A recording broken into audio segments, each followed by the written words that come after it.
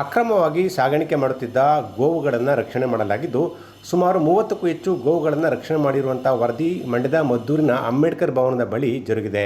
ಮುಂಜಾನೆ ನಡೆದಿರುವ ಘಟನೆ ಇದಾಗಿದ್ದು, ಮೈಸೂರು ಕಡೆಯಿಂದ ಬೆಂಗಳೂರು ಕಡೆಗೆ ಗೋವುಗಳನ್ನು ಸಾಗಿಸುತ್ತಿತ್ತು ಎಂಬ ಖಚಿತ ಮಾಹಿತಿ ಆಧಾರದ ಮೇಲೆ ಈ ದಾಳಿ ನಡೆದಿದೆ. ಗೋವುಗಳಿದ್ದ ಕ್ಯಾಂಟರ್ ಹಿಡಿದು ಪೊಲೀಸರಿಗೆ ಒಪ್ಪಿಸಲಾಗಿದೆ. ಪುನೀತ್ ಕೇರಿಹಳ್ಳಿ ತಂಡ ಈ ತಂಡದ ನೇತೃತ್ವವನ್ನು ವಹಿಸಿಕೊಂಡಿದ್ದಾರೆ. ಸ್ಥಳಕ್ಕೆ ಪೊಲೀಸರು ಆಗಮಿಸಿ ಪ್ರಕರಣವನ್ನು ದಾಖಲಿಸಿಕೊಂಡಿದ್ದಾರೆ.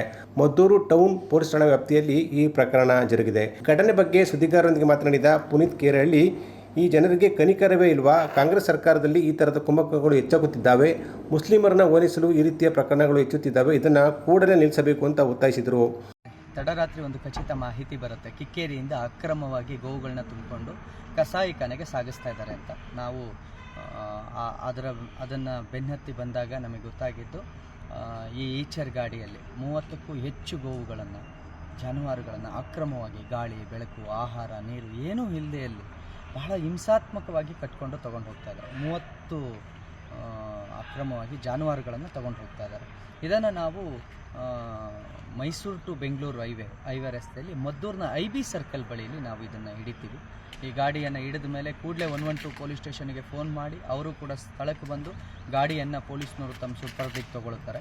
ಅದಾದ ನಂತರ ಕೂಡಲೇ ಮಾಜರ್ ಮಾಡಿ ಮತ್ತು ಆ ಗೋವುಗಳನ್ನು ನೋಡಿ ಆ ಹಿಂಸಾತ್ಮಕವಾಗಿರೋದನ್ನು ಪೊಲೀಸ್ನವರು ಕೂಡ ಮನಗಂಡು ಕೂಡಲೇ ಅದರ ವಿರುದ್ಧ FIR ಮಾಡಿ, ಗಾಡಿಯ ಓನರು ಬಿಸ್ನೆಸ್ ಏನು ಮಾಡ್ತಿದ್ದ ಅವನು ತಬ್ರೈಸ್ ಅಂತ ಹೇಳಿ ತಬ್ರೈಸ್ ಅನ್ನೋನನ್ನು ಮತ್ತು ಗಾಡಿ ಚಾಲಕ ಏನು ಮನ್ಸೂರ್ ಅಹಮದ್ ಅಂತ ಇದ್ದ ಆತನ ವಿರುದ್ಧ ಕ್ರಮ ಜರುಗಿಸಿದ್ದಾರೆ. ಆಲ್ರೆಡಿ FIR ಮಾಡಿ ಮನ್ಸೂರ್ ಅಹಮದನನ್ನು ಆಲ್ರೆಡಿ ಬಂಧಿಸಿದ್ದಾರೆ.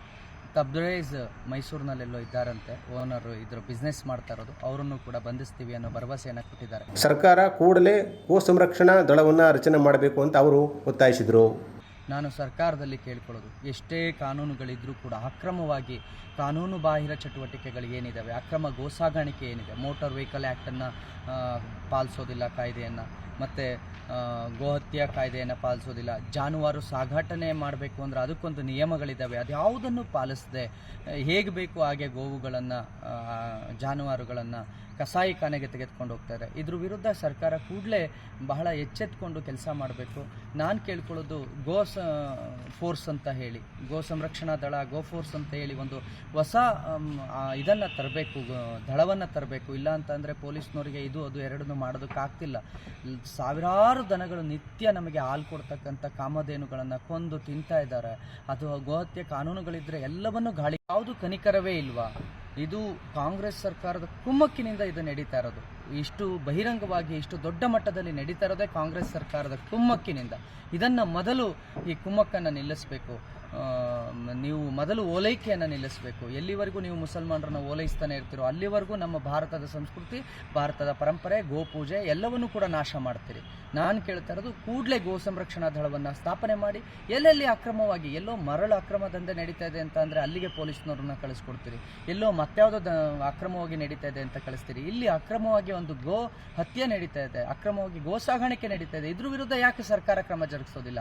ಹಾಗಾದರೆ ಇದರಲ್ಲೆಲ್ಲ ನಿಮ್ಮ ಶಾಮೀಲ್ ಇದೆಯಾ? ಎಷ್ಟೆಷ್ಟು ತಗೊಳ್ತೀರಾ ನೀವು? ಹಾಗಾದರೆ ಇವ್ರ ಹತ್ರ ಇಂದ ಕೋಟ್ಯಾಂತರ ರೂಪಾಯಿ ವ್ಯವಹಾರವನ್ನು ಮಾಡ್ತಾ ಇದ್ದಾರೆ. ದಯವಿಟ್ಟು ನಾನು ಸರ್ಕಾರದಲ್ಲಿ ಮತ್ತೊಮ್ಮೆ ಕೇಳ್ಕೊಳ್ತಾ ಇದ್ದೀನಿ, ಈ ಕೂಡಲೇ ಗೋ ಸಂರಕ್ಷಣಾ ದಳವನ್ನು ಸ್ಥಾಪನೆ ಮಾಡಿ ಗೋ ಹತ್ಯೆ ಕರ್ನಾಟಕದಲ್ಲಿ ಸಂಪೂರ್ಣ ನಿಷೇಧ ಮಾಡಿ ಅಂತ ಕೇಳ್ಕೊಳ್ತಾ ಇದ್ದೀನಿ.